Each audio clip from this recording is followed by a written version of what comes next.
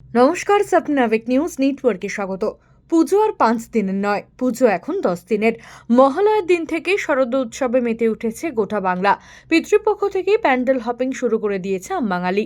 সমস্ত দিক মাথায় রেখে মাতৃপক্ষ পড়তে ভার্চুয়ালি নিউ টাউন সর্বজনীন দুর্গোৎসব সমিতির পুজো উদ্বোধন করলেন মুখ্যমন্ত্রী মমতা বন্দ্যোপাধ্যায়।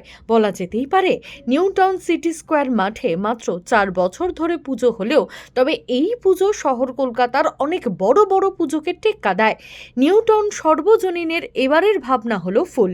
থিমের নাম হলো ফুলের সাজে ফুলের মাঝে মা দুর্গা মোদের মাঝে। হিন্দু দেবদেবীদের বিভিন্ন পুজোয় বিভিন্ন উপাচারে এবং মা দুর্গার প্রিয় ফুল হলো শিউলি। পুজোর চিন্তনে তাই মিশে আছে শত সহস্র শিউলির ঝরে পড়া ও মন ভালো করা শ্বেত শুভ্র কাশফুলের দোলনি।